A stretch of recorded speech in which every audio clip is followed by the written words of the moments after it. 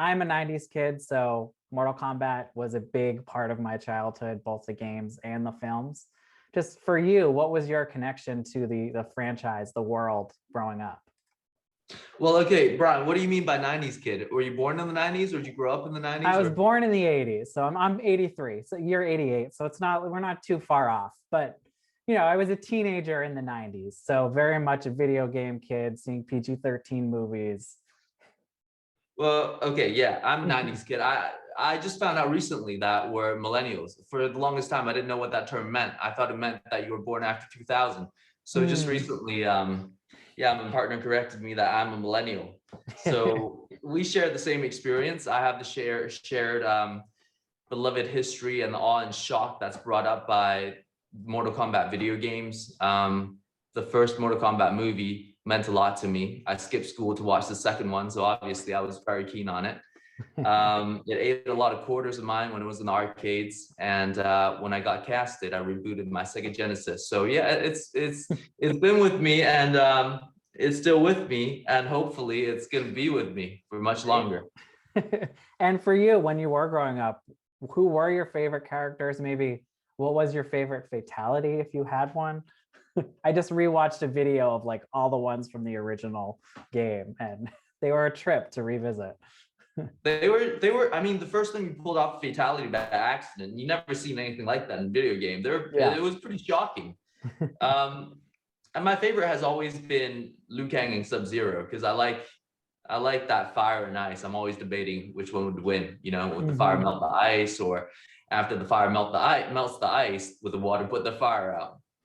Right. It's that intertwine between the song of Ice and Fire that I really liked. And I loved all the fatalities. Friendship has always been a fun one for me. Yeah. Or what was that? Babality? Yep, Babality. There are also Babality. Animalities. That was another one. Animality. I liked a lot of the animalities. In fact, I think Liu Kang, especially in our reincarnation of Mortal Kombat, he's got a very animalic, bestial sense to him. Yeah, I took the wolf because they roam around in Mongolia a lot, and Mongolian wolf is one of their totemic animals. So I took that as his animal, as his animality. But of course, he's also got the dragon, which is hard to beat. And now, this movie, clearly diversity was a big part of both the writing and the casting.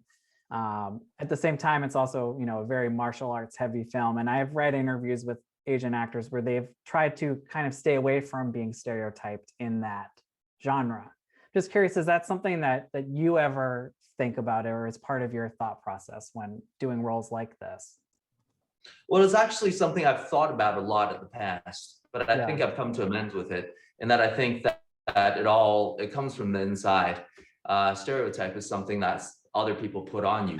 And if I can take that stereotype and make it my own, out of the box type, I embrace martial arts. It's just a part of me. I've learned a lot from it. It's taught me a lot, and it's built me into the person that I am.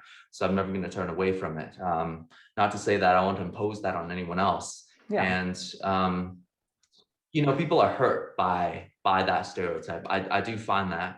But I think the way to spin it is, I felt, even when I was shooting in Australia, I was walking around with Asano Tadanobu, and I think just in 1 hour's time, there were probably 5 instances where someone came up to me and was like, "Hey, Bruce Lee, do something, Bruce Lee. Show us something, Bruce Lee."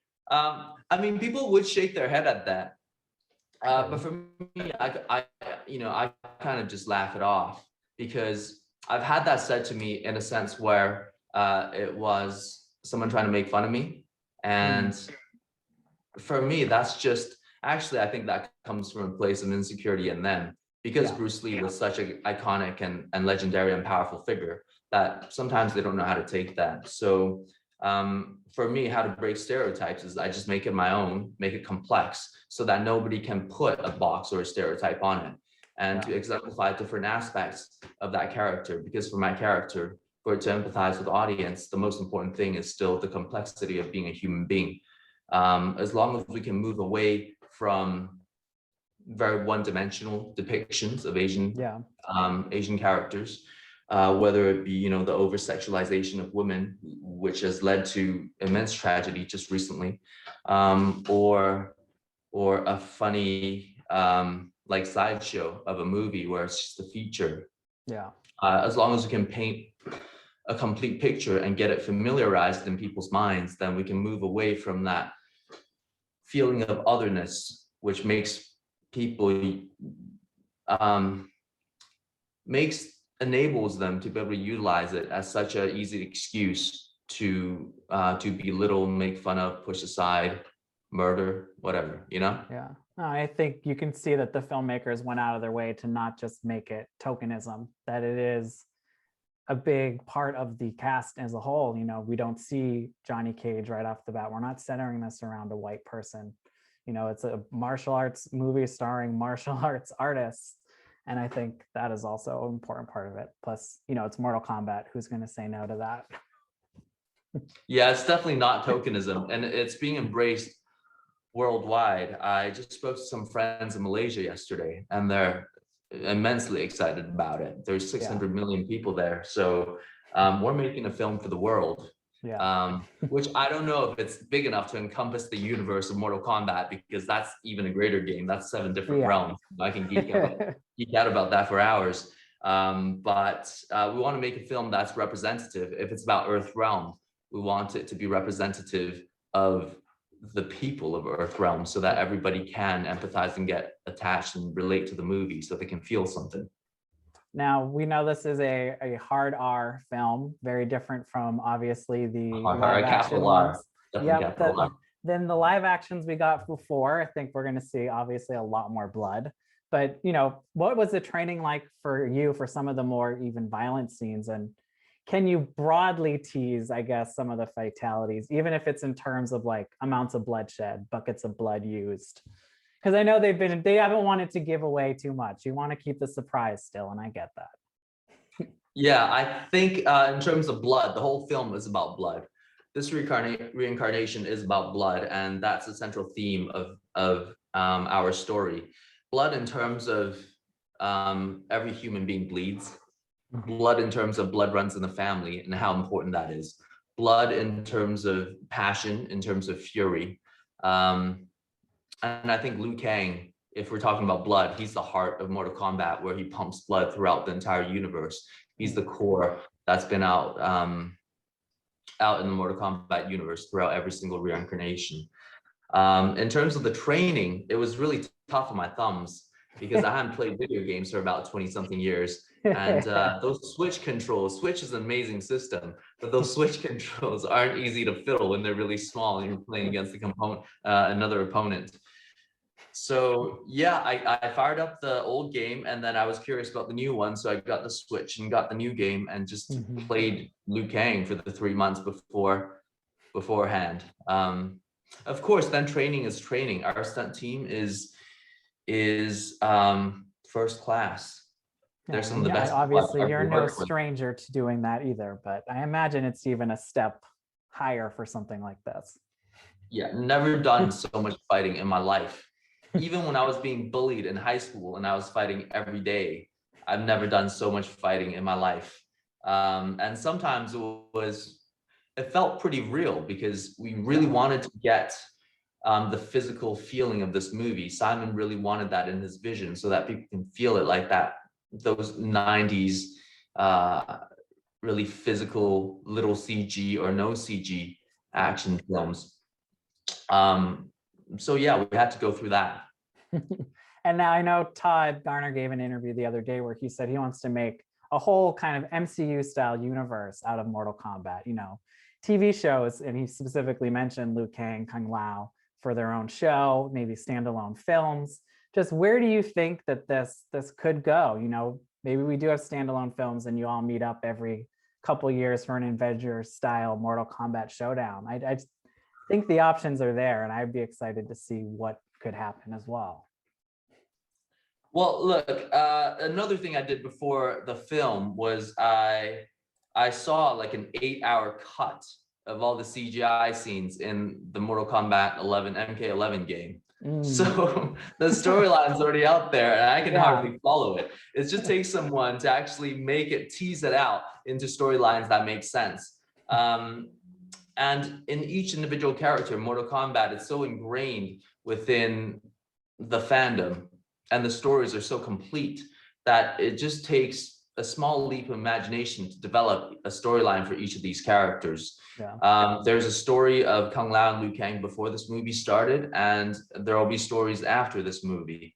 It's like, I keep saying the word reincarnation because it's how I think of it. Each revamp of Mortal Kombat, it's a new reincarnation. It's another go around on the karmic wheel. And you can make as many as you want, I think, because it never ends. It goes around and around and around and around. And I think that's the human condition, right? That's why we love it. The fun never stops. I was gonna say, are there characters that you didn't get to face off against or see in this that you would love to go head to head with in a future something?